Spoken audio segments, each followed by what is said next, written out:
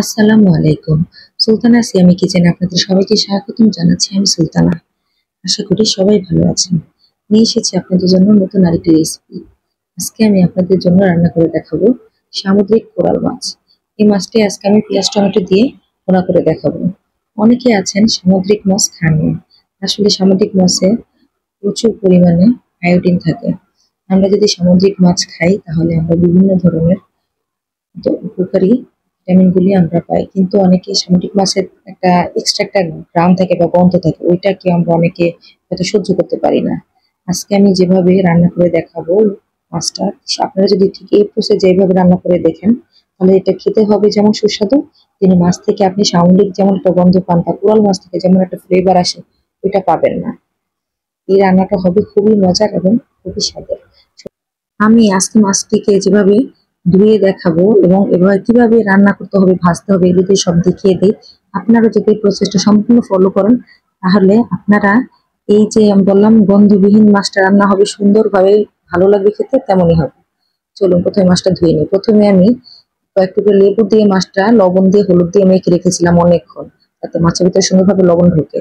তারপরে মাছটা সুন্দরভাবে পরিষ্কার করে ধুয়ে নিয়েছি। এখন চলে যাব ভাজার জন্য। ভাজার জন্য দিয়ে দিচ্ছি লবণ, আদা রসুন, গরম মশলা, শুকনো মরিচের গুঁড়ো, হলুদের গুঁড়ো, একটু তেল। সেটা আমি সরিষার তেল দিয়েছি, দিয়ে একটু সুন্দরভাবে একটু মাখিয়ে নেব। আমি গরম মশলা দিয়েছি যাতে মাছের যে ফ্লেভারটা থাকে ওটাও চলে যায়। লেবু দিয়ে দেবো, এটাও গন্ধের কাজ করবে। দেখেন, তারপরে মাছটা আমি সুন্দর করে সবগুলো মাছ একসাথে নিয়ে সুন্দরভাবে নেড়ে চেড়ে আমি সব মশলা মিশিয়ে নেবো একসাথে। যেহেতু অনেকগুলো মাছ আমি হাত দিয়ে করতে পারছিলাম তাই ভেবে নিচ্ছি। আর সাথে দিয়ে দিব বড় সাইজের এক টুকরো লেবু। লেবু দিয়ে আমি আগেও ধুয়ে নিয়েছি, এখনো লেবু দিচ্ছি। লেবুর কারণে মাছের যে একটা গন্ধ থাকে, ফ্লেভার থাকে, এটা চলে যাবে। আর গরম মশলা দেওয়ার কারণে, আদা রসুনটা দেওয়ার কারণে এই গন্ধটা পুরোপুরি ভাবেই চলে যাবে। চলুন রান্নায় চলে যাওয়া যাক। প্রথমে আমি 1.5 কাপ পরিমাণ পেঁয়াজ কুচি করে নিয়েছি। আজকে আমি পেঁয়াজ বেরেস্তা বা ভেজে রান্না করবো না, ব্লেন্ডার করে নিব। তার আগে চলুন মাছটা ভেজে নিই। পরিমাণ মতো তেল দিয়ে আমি সুন্দর করে মাছটা ভেজে নেব। আমি খুব বেশি ভাজবো না, একটু ভালোভাবে ভেজে নেব, কিন্তু কড়া ভাজা দিব না। আমি হালকার থেকে একটু বেশি ভাজবো মাছটা। মাছটা দেখলেই বুঝতে পারবেন। আমি সুন্দর করে আস্তে আস্তে করে মাছগুলি ভেজে নিচ্ছি। দেখেছেন, দেখলেই কিন্তু বোঝা যাচ্ছে আমি মাছটা কিন্তু খুব বেশি ভাজিনি, আবার খুব কমও ভাজিনি, মিডিয়াম ভাবে ভেজে নিয়েছি। এখন আমি মাছটা সুন্দর করে ভাজার পরে সব আস্তে আস্তে করে, একবারে ভাজা যাবে না, আমি 2বার করে ভেজে নিয়েছি। আস্তে আস্তে করে সুন্দর করে মাছগুলো ভেজে নেবে। কোরাল মাছ কিন্তু খুব নরম হয়, জন্য আস্তে আস্তে করে ভাজা লাগে। আমার মাছ ভাজা হয়ে গেছে।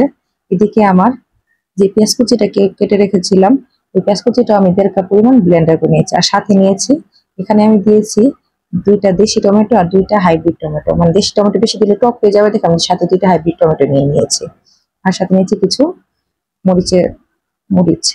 আর দেখেন, এখন এখানে দিয়েছি আদা রসুন, ধনিয়া, হলুদের গুঁড়া আর মরিচের গুঁড়া। এগুলো আমি একসাথে সুন্দর করে আগে একটা পেস্ট তৈরি করে নিচ্ছি, যাতে রান্নার সময় আমার মানে পেঁয়াজ যখন পেস্ট করি তখন ইনস্টে যাতে না করা লাগে। আমি যদি আগে 10 মিনিট আগে বা আধা ঘন্টা আগে করে রাখি, ওইটার স্বাদটা খুব বেশি ভালো হয়।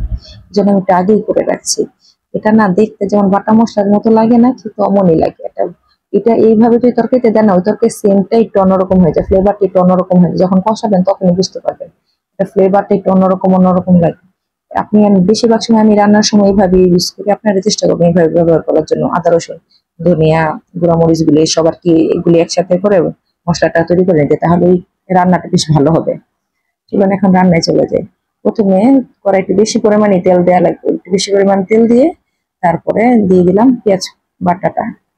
পেঁয়াজ বাটাটা সুন্দরভাবে এটা তেলের মধ্যে ভাজবো। আমি কিসের জন্য একটু বেশি পেঁয়াজ দিয়েছি, যেহেতু আমি পেঁয়াজ বাটা ব্যবহার করবো। পেঁয়াজ বাটা যখন আপনারা মানে যখন বেটে ব্যবহার করবেন বা ব্লেন্ড করে ব্যবহার করবেন, তখন হয় কি একটু বেশি ভাজা লাগে, একটু তেলও বেশি লাগে। না হলে না পেঁয়াজ থেকে একটা যে গন্ধ থাকে না, গন্ধটা সহজে যেতেই চায় না। পেঁয়াজ বেরেস্তা করলে যখন না পেঁয়াজের কোনো গন্ধ থাকে না, ঘ্রাণ আসে। কিন্তু পেঁয়াজ বাটা দিলে কিন্তু এমন হয় না, এটা খুব বেশি ভাজতে হয়, কিন্তু খেতে বেশি ভালো লাগে এই পেঁয়াজ বাটাটা বা ব্লেন্ড করাটাই। এখন আমি এই মশলাটা দিয়ে দিলাম, এই আদা রসুনের এই পেস্টটা দিয়ে দিলাম পেঁয়াজের সাথে। আমি কিন্তু এই মশলাটার সাথে অল্প গরম মশলা বাটাও দিয়েছিলাম। আমি 2-3টা এলাচি আর অল্প একটু জায়ফল জয়ত্রী বেটে তরকারিতে দিয়েছিলাম। ওই যে মাছের সাথে দিয়েছিলাম, সাথে এটার সাথে অল্প একটু রেখেছিলাম, এটার সাথে অ্যাড করে দিয়েছি। আর সাথে দিয়েছিলাম আমার তরকারি প্রয়োজন অনুযায়ী 1 চামচ লবণ। যেহেতু আমি মাছে আগে লবণ ব্যবহার করেছি, তাই আমি এখানে এত লবণ ব্যবহার করিনি। মশলার সাথে 1 চামচ লবণ দিয়ে এটার মধ্যে এখন ভেজে নিব। মশলাটা আমার সুন্দর করে আস্তে আস্তে নেড়ে চেড়ে আস্তে আস্তে করে ভাজতে হবে। যেহেতু বাটা মশলা স্বাদটার জন্য সব একসাথে দিয়েছি, আগে থেকে কোনোটা তেলে ভেজে নেওয়া হয়নি, এই জন্য মশলাটা আবার আস্তে আস্তে করে পেঁয়াজের সাথে পেঁয়াজ বেরেস্তা বাটার সাথে সুন্দরভাবে ভেজে নিতে হবে। কারণ আমি যদি আস্তে আস্তে করে না ভাজি, এই মশলা থেকে কিন্তু একটা গন্ধ আসে। বললাম না, এই যে বাটা পেঁয়াজ, এইটা থেকে এমনি একটা ফ্লেভার সহজে যেতে চান অনেক ভাজতে লাগে।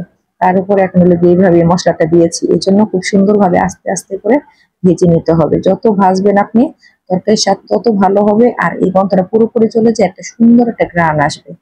দেখেন আমি অনেক আস্তে আস্তে দিয়ে অনেকক্ষণ সময় নিয়ে কিন্তু আমি এই তরকারিটা রান্না করেছি। এই মশলাটা কষাতে আমার একটু সময় বেশি লেগেছে। দেখেন আমার কিন্তু মশলাটা অনেকক্ষণ সময় নিয়ে ভাজছে, দেখতেই বোঝা যাচ্ছে তাই না? মশলাটা কিন্তু সুন্দরভাবে ভাজা হয়ে গেছে, সম্পূর্ণ পানি কিন্তু শুকিয়ে গেছে, কোনো পানি নেই। এবং তেলের উপরে আমি একটু ভেজে নিচ্ছি, যাতে ফ্লেভারটা আরো ভালো স্ট্রং হয়। এভাবে করে খেয়ে দেখবেন, আপনার অবশ্যই ভালো লাগবে। মাছের মধ্যে যে একটা উৎকট গন্ধ থাকে না, কোরাল মাছে কিন্তু একটু গন্ধ থাকে কেমন যেন, এই গন্ধটা আপনি একটুও পাবেন না। এর মধ্যে আমি একটা কোনো গোটা মসলা ব্যবহার করব না, গরম মসলা এখন শুধু একটা তেজপাতা ব্যবহার করেছি, কারণ ওইখানে আমি অল্প গরম মসলা বেটে নিয়েছিলাম মাছে দেওয়ার জন্য, আর তরকারি অল্প একটু ছিল ওটা দিয়ে দিয়েছিলাম। এতে করে মাছের স্বাদও ভালো হবে, তরকারি বললাম না এই গন্ধটা চলে যাবে। এখন আমি এই পর্যায়ে পানিটা দিলাম, আমরা যতটুকু তরকারি পানি লাগে ওই পরিমাণে পানিতে আমি একটু ঢেকে দিলাম, যাতে বলক আসে। বলক আসলে আমি কোরাল মাছ একটা মাথাও নিয়েছিলাম, এটা ছিল 5 কেজি ওজনের কোরাল মাছ। তো মাথাটাকে আমি ভেজে আলাদা করে 10 মিনিটের জন্য একটু কষিয়ে নিচ্ছি। এরপরে যখন কষানো হয়ে যাবে, তারপরে আমি সবগুলি মাছ সুন্দরভাবে বিছিয়ে দিব ওই পানির মধ্যেই। আমার এর থেকে বেশি পানি লাগবে না, কারণ আমি টমেটো দিব, এগুলো দিলে পানি ছাড়বে। আর অতিরিক্ত পানি দিলে ভুনা তরকারি ওটা ভালো লাগে না, শুকাতেও সময় লাগে, খেতে ভালো লাগে না। আমার দেখবেন এই পানির মধ্যে সম্পূর্ণটা হয়ে যাবে।